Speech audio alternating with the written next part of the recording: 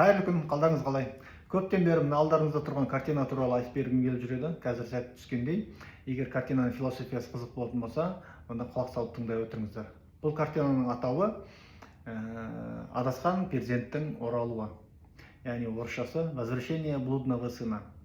Көптеріңізге бұл картина таныс болмауы мүмкін, бірақ «Возвращение блудного сына» деген атау таныс шығар. Сіздерді қайдам, әйтеуір менің санамда бұл сөз атау бұрыннан бар. Белгісіз кинодан көрдім ба, жоқ әлде кітаптан оқыдым ба, біреудің юморынан естідім ба, әйтеуір санамда бар. Кейін логотерапия, философия оқып жүргесін, осы атауға мән беріп қарасам, бұл адамның өміріне демеу беретін, үміт сыйлайтын үлкен маңызды бір оқиға екен. Бұл картинаны голландиялық әйгілі суретші Рембрандт деген суретші салған 1669 жылы. Қазіргі кезде бұл картина Санкт-Петербург қаласында Эрмитаждың ішіне сақтаулы тұр екен. Енді Рембрандт бұл картинада не айтқысы келіп тұр, нені меңзеп тұр, сол туралы айтамыз. Өздеріңіз білесіздер, Европаның көптеген композиторы, суретшісі, ақын жазушысы, философтары барлығы банағы діни адам болған. Діни адам болғандықтан да діннің ішіндегі белгілі бір элементтерді өздерінің шығармашылығына салған. Рембрандт та тура осы Інжілдің ішіндегі «Возвращение блудного сына» деген элементті алып, оқиғаны алып, сурет ретінде беріп отыр. Енді бұл логотерапияға қай тұсы маңызды, сол жағын айтпастан бұрын бұл оқиғаны қысқаша түсіндіріп айтып кетсем. Кезінде бір әкенің екі ұлы болыпты. Ол екі ұлына ер жеткеннен кейін айтады: ұлдарым, менің қасымда болыңдар, мен не айтамын соны істеңдер, болашақтарың жарқын болады, бақытты боласыңдар деп айтады. Үлкен ұлы жақсы келіседі, қасымда боламын, айтқанымды істеймін деп айтады. Ал кіші ұлы жоқ, маған ақыл айтпа, мен өзім білем, мен өз бетімше өмір сүремін, маған еншімді берді, шығарып сал деп айтады, батаңды бер деп айтады. Әкесі қарсыласпайды, батасын беріп, еншісін беріп шығарып салады. Сөйтіп ұлы кетеді, үлкен ұлы әкесімен бірге қалады. Енді кіші ұлы еншісін алғаннан кейін, ол ақшасын қайда жұмсайды деп ойлайсыздар? Оқу ғылым білімге ме? Жоқ. Әлбетте, жас болғасын, ақымақ болғасын, ол қыз қырқын, ішкілік, сауық сайран, бардел деген секілді нәрсесін барлығына ақшасын бәрін жаратып тастайды. Соңында ақшасы қалады, ол ешкімге керек емес. Ақшасы барда адам еді, ақшасыз ол адам емес. Түбінде ақша тұрмақ, ол жейтін тамақ жоқ, басында баспанасы жоқ, барар жері басар тауы жоқ. Түбінде аш-жалаңаш айдалада қалады. Сөйтіп ол тамақ табу мақсатында жұмыс жасауды ұйғарады. Сөйтіп бір шаруа қожалыққа барады. Ол қожалықтың қожайынымен сөйлеседі: мені өтініш жұмысқа ал, маған тамақ керек деп айтады. Жақсы, жұмыс жаса деп айтады. Қандай жұмыс? Менің қорамда шошқа бар, сол шошқаларды бағасын деп айтады. Сөйтіп бала келіседі, бірақ қожайын өте қатыгез екен, ол оған тамақ бермейді, берген күннің өзінде аздап береді. Күнде баланың қарны аш болған, аштығы соншалықты, ол уақыт өте келе шошқаға беретін тамақты өзі жейтін болады. Оны қатыгез қожайын біліп қояды, біліп қойғаннан кейін ол тамақты да жеуге рұқсат бермейді. Түбінде бала қатты қайғырады, қапаланады. Сосын ол түсінеді: мәссаған, мен қателік жіберіппін, кезінде әкемнің қасында жүре беруім керек еді деп айтады. Ол түсінеді. Түсінгеннен кейін тәубесіне келіп, әкесіне барады.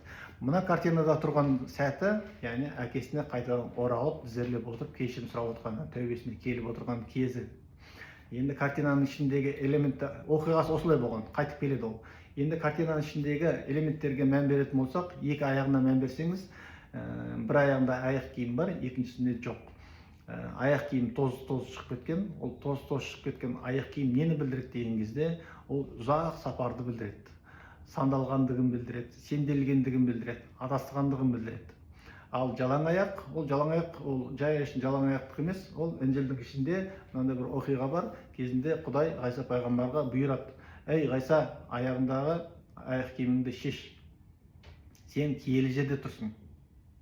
Сондықтан екеуміздің арамызда ешқандай кедергі болмау керек. Сондықтан аяқ киіміңді шеш деп бұйырады екен. Мына сәтте киелі жерде тұр. Киелі деп отқанымыз несі киелі ол жердің? Яғни бала жаңағы әкесіне тәубе сәтінде тұр. Тәубе күйінде тұр. тәубеге келіп тұр бала. Соны білдіріп тұр екен. Одан бөлек әкесінің банағы баласын құшақтап тұрған қолы бар. Екі қолын Рембрандт екі түрлі болып салады. Біреуі әйелдікі, екіншісі еркектікі. Әйелдің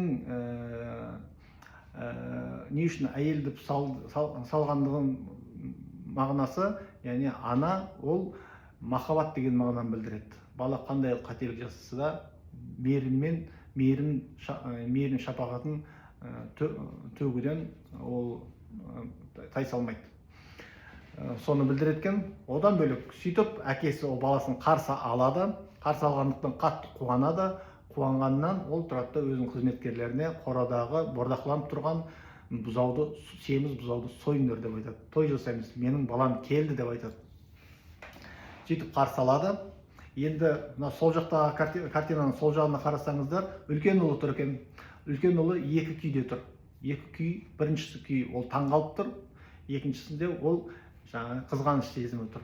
Таңғалғаны қалай ол сонда, мен сенің қасында қаншама жылдар бойы айтқаныңды екетпедім, істеп жүрдім айтқаныңды, бірақ сен маған тышқақ лағыңды да бермедің. Бұл бір.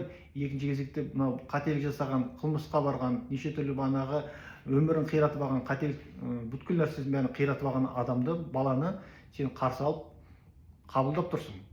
Одан бөлек сен той тойлатып жатсың депті. Сол кезде әкесі не деп айтты дейсіздер ғой. Әкесі сол Інжілдің ішіндегі бір оқиғаны айтады. Ол жерде қандай? Бір қойшының 100 қойы бар делік дейді. Баласы үлкен ұлын айтып жатыр. Сол 100 қойдың ішіндегі біреуі жоғалып кететін болса, ол бір рет қапаланады да жарайды деп көне салады деп айтады. Оны іздемейді. Керісінше қайта менде 99 қойым бар деп қуанып тұрады деп айтады. Ал егер ойда жоқта жаңағы жоғалған қойы табылып қалатын болса, онда ол 99 қойына бөлек қойына қараған кезде табылған бір қойына қатты қуанып аспанға көтереді дейді. Бәріне риза болып паш етеді деп айтады. Тура сол секілді де мына адамның Құдайдың жаратылысында қаншама адамдар бар дейді.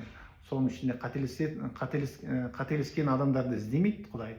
Бірақ Құдайға қайтып келетін болса, оны бүткіл қателіктеріне қарамастан оны қабыл алады дейді.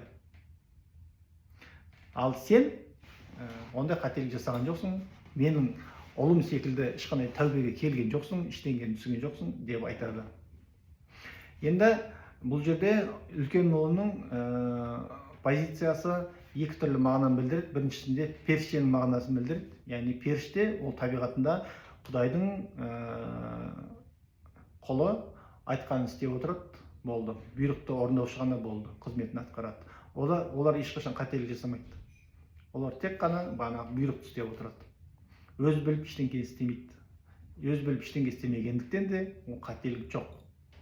Екінші кезекте бұны шіркеудің қызметкерлері бұл үлкен ұлының позициясы бұл суық ақыл, суық есеп, холодный расчет дейді ғой. Тура сол. Кез келген адам өмір сүру барысында ол қателесуден қорқады. Себебі қателесетін болса, жаза деген нәрсе бар. Сол жазадан қорққандықтан да ол қателік жасамайды, жасағысы келмейді, жасамаған адам ол өмір сүрмейді деген мағынаны білдіріп тұр.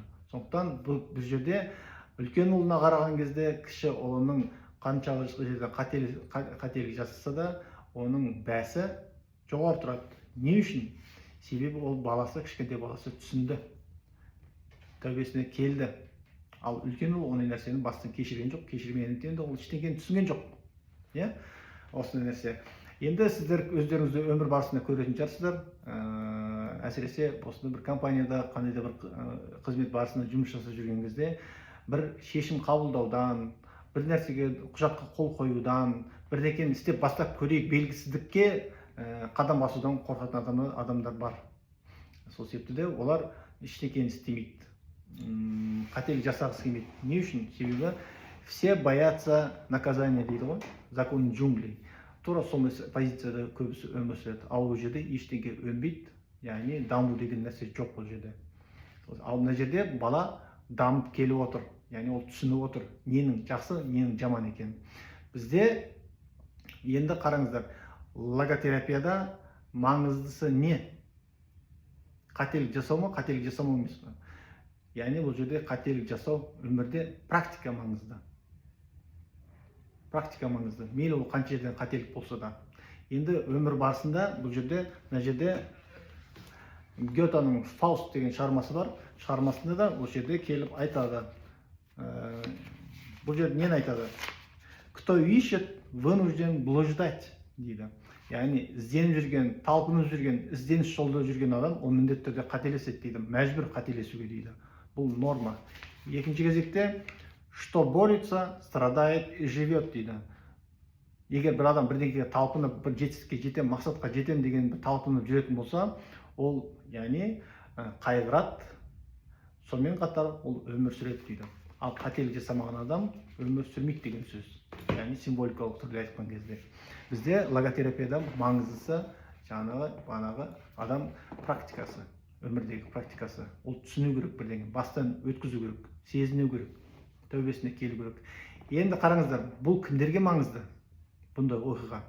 Көп жағдайда бұл өзінің өмірін қиратып алғандарға, тағдырын бытшын шығарып алғандарға, бар нәрсесін бәрін қиратып жоқ қылып, нөлдік деңгейге түсіп кеткен адамдарға, немесе қылмыскерлерге өте маңызды.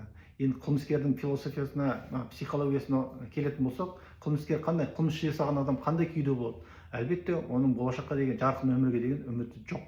Бұдан кейін өмірім менің бітті, мен қателік жасаушымын, мен баны қылмыскермін дейді да, ешқандай өмір сүрмейді. Керісінше, одан ары қарай қылмысын жасап кете беруі мүмкін. Ал жоқ, бізде бұл діннің ішінде, Құдайдың түсінігінде бұл жерде қанша қателік жасасаң да, сен жақсылыққа деген үмітің болу керек. Сондықтан сенің барлық істеп жатқан қателіктерінің барлығын кешіруге дайынмын. Ең маңыздысы, сен тәубеңе келсең, соның өзі жеткілікті. Ары қарай жақсылық өмір сүріп кетуіңе мүмкіндігің бар деген мағына білдіреді. Бізде де тура сол секілді логотерапияда айтады, қателік жасадың ба, трагическая триада деп айтады, смерть, вина и боль деп айтады. Вина деп атқанымыз қателік жасау, күнәһар болу, ол кез келген адам бойында болады. Енді қателік жасасаң, оны қалай ақтап аламыз деген кезде, оны қателік жасасаң, егер тәубеңе түсетін болсаң, соны дұрыс емес екенін түсінетін болсаң, тәубеңе келетін болсаң, онда оның 10 қателіктің орнына 10 жақсылық жаса, сонымен жуып шайласын деп айтады. Осындай нәрсе. Логотерапияның маңыздылығы осы. Адам өмірде қандай да болмасын, қателік жасаса да, ол жарқын болашаққа деген үміті болу керек деп айтады. Қылмыскердің де психологиясы тура сондай секілді. Яғни қателік жасаған, айыпты болып қалған адам, ол өмір сүргісі келмейді, ештеңеге үміт жоқ, өзін банаға жазғырып, айыптап, өмір сүруден бас тартады. Соңында ол деградацияға кетеді, и даму деген нәрсе жоқ. Рембрандттың бұл шығармашылығындағы айтып қысып отқан, маңызды етіп отқан нәрсесінің барлығы осы. Адам қандай қателік жасаса да, ол өмір сүріп жатыр деген мағынаны білдіреді. Қателік жасау арқылы ол адам тәжірибе жинайды. Тәжірибе жинап, ол басқаға бөліседі.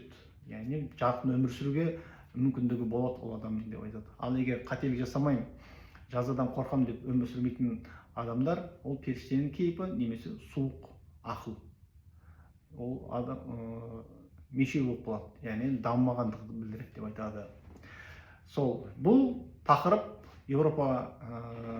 Европада үлкен актуалды болған, себебі көбісі қателік жасаудан, жазадан қатты қорққан, сол себепті өмір сүруден бас тартқан. Мынау Гетаның Фауст деген шығармасы осы тақырыпты қозғап отыр. Ол болашақта айтып беруге тырысам, бұл оқиғаны. Ол жерде де тура солдай. Кез келген қылмыскер, қанша қылмыскер болса да, ол болашақта бақытты өмір сүруіне, жарқын өмір сүруге, өзінің істеген қателіктерін қайтадан жуып шаюға мүмкіндігі бар. Одан мүмкіндіктен бас тартпау керек деп айтады. Сол, егер осы тақырып видео, рилс, картина, философия қызық болатын болса, астына комментарияға өздеріңіз ойларыңызды жазыңыздар, келіспейтін тұсыңызды жазыңыз, түсінбеген жеріңізді жазыңыз, я болмаса мен тастап кеткен, білмей қалған қандай бір детальдар болатын болса, оны да жаза кетіңіз.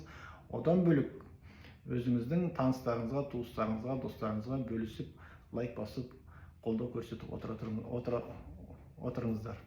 Болашақта ислам дініндегі неше түрлі элементтерді айтуға тырысып отырамын.